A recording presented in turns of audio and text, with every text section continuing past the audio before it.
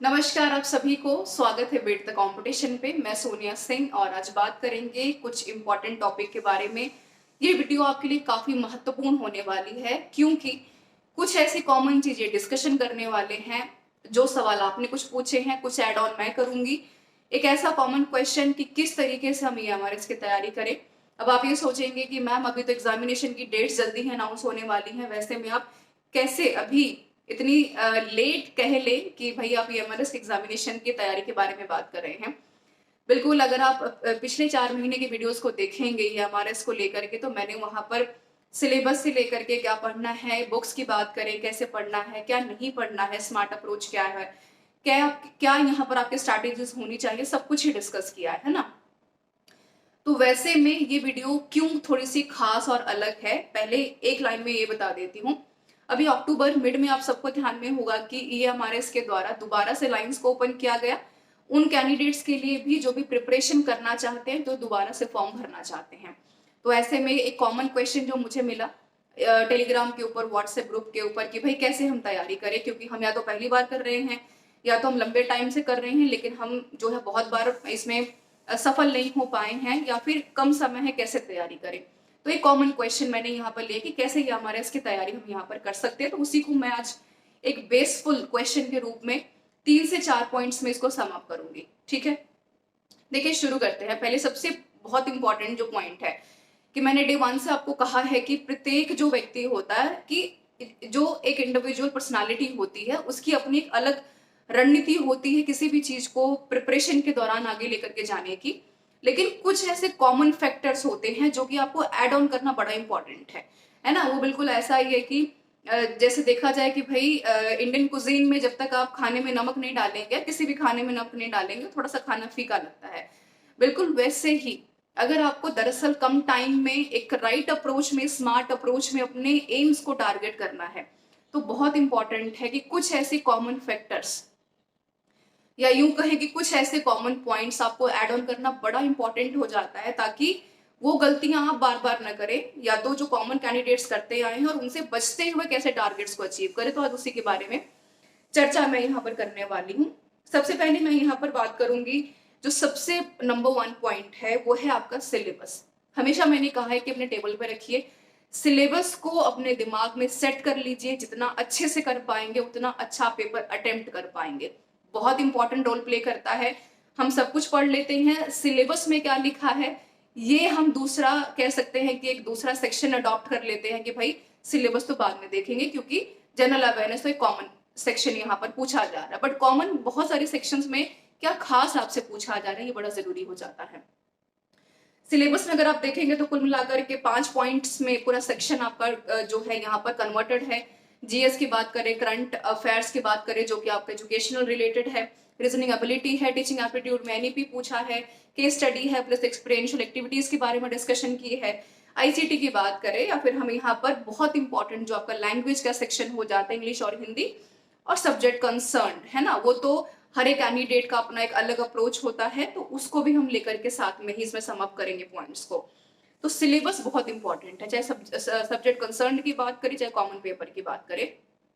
दूसरा, EMRS ने जब शुरू शुरू में इसका फॉर्म आए थे तो हमने डिस्कस किया था कि इन्होंने कहा कि जो भी पेपर हम आपसे पूछेंगे वो तकरीबन जो पेपर होगा वो कंप्लीटली रिलेटेड होगा और बेस्ड होगा NCERT के ऊपर। उससे ज्यादा या उससे परे नहीं पढ़ना है आपको। माइंडेड बहुत किताबें मत पढ़िए, बहुत कुछ मत खरीदिए, कहीं ऐसा ना हो कि बेसिक्स तो आपने पढ़ा नहीं, बड़ी बड़ी किताबें पढ़ी लेकिन वो आपके काम नहीं आई। तीसरा जो सबसे इंपॉर्टेंट पॉइंट मैं यहाँ पर ऐड ऑन करूंगी, कम पढ़ना है, ज्यादा नहीं पढ़ना है। गलती हम यही करते हैं कि भाई मैंने कहा कि जनरल अवेयरनेस के लिए लूसेंट सफिशिएंट है ना। आपने क्या किया, मैम ये मैगजीन ले लें, ये किताब खरीद लें, इस चैनल को फॉलो कर लें, क्या इसके ऊपर बात कर लें, आपने तो टॉपिक कवर नहीं कराया। तो बहुत कॉमन चीजें हैं, और कैसे आप इसको जान पाएंगे with the help of a PYQ। मैंने DSSB केंद्रीय विद्यालय के पेपर भी सॉल्व करवाए। कुछ कॉमन जर्नल क्वेश्चंस इन्होंने पूछे, स्पोर्ट्स से रिलेटेड, फिल्म अवार्ड से रिलेटेड, फिल्म फेयर से रिलेटेड कहें, या फिर अभी हाल फिलहाल में नोबेल आपको मिला है तो उसको आप मिस नहीं कर सकते। तो कुछ ऐसे कॉमन चीजें हैं जो कि आपको पढ़ करके जानी है, जिसके ऊपर मैं अलग से भी बात करूंगी, है ना। आगे हम बात करेंगे कि पूरे सिलेबस को देखें, इधर आपका सब्जेक्ट कंसर्न है, चाहे वो आपका मेन पेपर है, माफ कीजिएगा, जनरल पेपर है। इस पूरे पेपर के दौरान कुछ ऐसे सेक्शंस यहाँ पर हो सकते हैं कि आपको लगे कि भाई ये वाला तो मुझे पढ़ना ही नहीं है, मुझे नहीं आता है, मैं इसको शुरू भी नहीं करना चाहती, क्योंकि टेंडेंसी होती है बीइंग अ कैंडिडेट देखा जाए तो। बिल्कुल अगर आपको लगता है कि भाई आईसीटी आपको समझ में नहीं आ रहा है, आपको रैम रोम समझ में नहीं आता है ना, आपको नहीं पता कि भाई सॉफ्टवेयर कैसे काम करता है ना, गीगाबाइट क्या होता है, तो हम टेक्निकल चीजों में नहीं जाते हैं, छोड़ दीजिए उसको, कोई दिक्कत नहीं है। नहीं फर्क पड़ता कि वो क्वालिफाइंग इन द नेचर है, चाहे अगर मैं यहाँ पर लैंग्वेज की भी बात करूँ तो हमें उतना ही स्कोर करना है, क्योंकि एग्जामिनरी बॉडी भी जानता है कि भाई 10 में से 4 नंबर ले आओ, हम जानना चाहते हैं कि आपको हिंदी इंग्लिश आता है कि नहीं आता, दैट्स इट। ठीक है, इधर चाहे आप टीचिंग एप्टीट्यूड की भी बात करें, हालांकि एक अच्छा स्कोरिंग सेक्शन है, कोई बहुत बड़ी बात नहीं है, मुझे नहीं लगता कि कोई ऐसा कैंडिडेट है जिसको एक ये सेक्शन नहीं आता होगा, लेकिन फिर भी अगर आपको लगता है कि मुझे नहीं समझ में आ रहा है ना, क्या है केस स्टडी है ना, क्या है एक्सपीरियंशियल एक्टिविटी, तो just leave it and just go head. आपको नहीं उसमें पढ़ना है कि भाई केस स्टडी कहाँ से पढ़े, एक नई किताब हमने खरीद ली, पूरा चैप्टर पढ़ डाला, 100 पेज का जो है किताब खत्म कर दी, समझ तो अभी भी आया नहीं है ना, क्योंकि we can not fix anything कि यही आपसे पूछेंगे, but it is a very important to apply your general ability कि भाई केस स्टडी अगर दिया है तो उसका एक कॉमन फैक्टर में आंसर ये सब होना चाहिए, है ना। आगे मैं बात करूंगी लैंग्वेज, जो कि मैंने कही क्वालिफाइंग इन द नेचर है, नहीं रिस्क ले सकते, बहुत मेहनत की है, लेकिन अगर आप 20 में से ठीक ठाक 10 से 12 नंबर जो इनका क्राइटेरिया है नहीं ले पाए तो बहुत पढ़ने का फायदा नहीं है, क्योंकि नेगेटिव मार्किंग है, रिस्क नहीं ले सकते। नेगेटिव मार्किंग आपसे डिमांड करती है स्मार्ट अप्रोच की, डिमांड करती है प्रैक्टिस की, डिमांड करती है मैक्सिमम आपको चीजों के ऊपर राइट क्लिक होने की। कुछ चीजें अगर आपके माइंडसेट में हिट नहीं होती हैं तो नेगेटिव मार्किंग के दौरान आप थोड़ा सा कंफ्यूज्ड होके अच्छे खासे नंबरों से अपना जो सिलेक्शन है वो गवा सकते हैं, तो इसमें रिस्क नहीं लेना है। ठीक है, क्योंकि टफ नहीं है, जनरल लैंग्वेज है, मैंने बहुत बार डिस्कशन की है, आप वीडियो भी चैनल्स के ऊपर देख सकते हैं।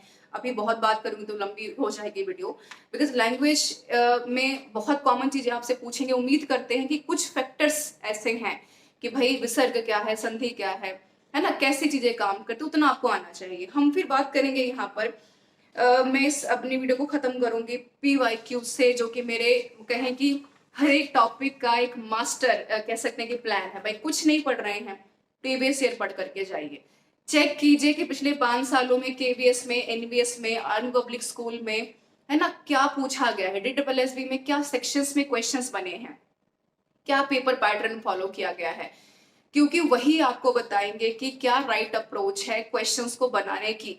अब नहीं पूछते कि रैम और रोम में क्या डिफरेंस है, अब ये पूछेंगे कि भाई प्राइमरी सेकेंडरी मेमोरी कहाँ पर सेट होती है। अब नहीं पूछेंगे आपसे कि भाई यहाँ पर टीचिंग एप्टीट्यूड में जो है इफेक्टिव क्लासरूम क्या है, पूछेंगे कि भाई स्मार्ट अप्रोच से कैसे बच्चे को पढ़ाया जाए, है ना। तो आपको ये सब चीजें देखनी पड़ेंगे, because PYQ is always set the transparency of the questions, क्योंकि आपके सामने है चीजें, 5 साल से पूछ रहे हैं, पैटर्न में चेंज हो सकता है ना, सवाल के पूछने के तरीके में चेंज हो सकता है, लेकिन जिस फॉर्मेट में क्वेश्चन पूछा जाएगा उसमें बदलाव नहीं होगा। इफेक्टिव टीचिंग में आज से 10 साल पहले भी क्वेश्चन आता था, आज भी सवाल आते हैं, तो कोई उसमें चेंज नहीं हुआ, लेकिन आप समझे कैसे, अपनी नॉलेज को अप्लाई कैसे किया, ये समझ में आएगा आपको प्रीवियस ईयर पेपर के प्रैक्टिस से, जो आपको बिल्कुल बचाने वाला है नेगेटिव मार्किंग से, और बिल्कुल बचाने वाला है आपके एक जो है क्वेश्चंस को गलत होने से।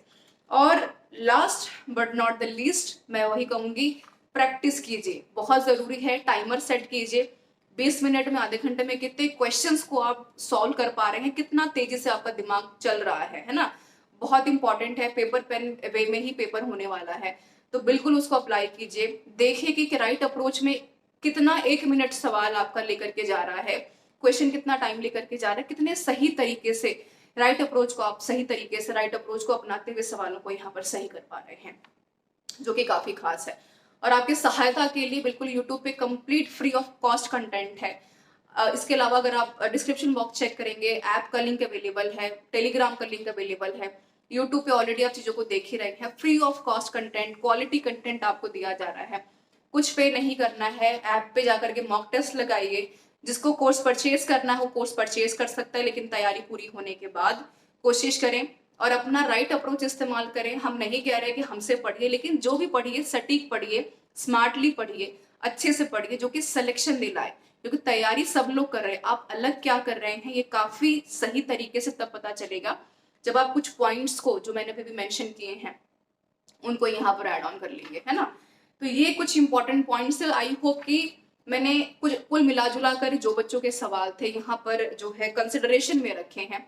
उम्मीद करती हूँ कि कोई सवाल यदि छोटा है तो जरूर कमेंट करके बताइए कि आप क्या जानना चाहते हैं, आपकी तैयारी में क्या एक ऐसी चीज अलग से मिस हो रही है जो आपको लगता है कि अगर हम अपनी तरफ से ऐड कर देंगे तो बिल्कुल आप अपनी प्रिपरेशन को वन स्टेप अहेड लेकर के जा सकते हैं, है ना। So this is all about this session, everyone. Don't forget to download the app Beat the Competition from Google app, जो कि आपके लिए काफी हेल्पफुल होने वाला है, बहुत सहायक है। बच्चों के काफी पॉजिटिव फीडबैक है, उसको देखिए एक बार, चैनल को विजिट कीजिए, सब्सक्राइब कीजिए, वहां तक पहुंचाइए जहां तक बच्चे जो है शेयर नहीं कर पाते, क्योंकि हमें नहीं पता होता कि कौन से कोने में बैठ करके बच्चा कहाँ पर तैयारी कर रहा है ना। This is all about this session, everyone. Thank you so much for being with me. आप लोगों ने इतना प्यार दिया है, अपने चैनल को सब्सक्राइब किया है, आपने बहुत कुछ हमें जो है एक मौका दिया है आपको कुछ बेहतर जो है प्रेजेंट करने का। आगे भी बने रहिए हमारे साथ, बाकी complete free of cost content तैयारी के लिए बिल्कुल बने रहिए बीट द कंपटीशन के साथ। Thank you so much everyone, all the very best. Your suggestion, your comments always welcome. Thank you so much for being with me.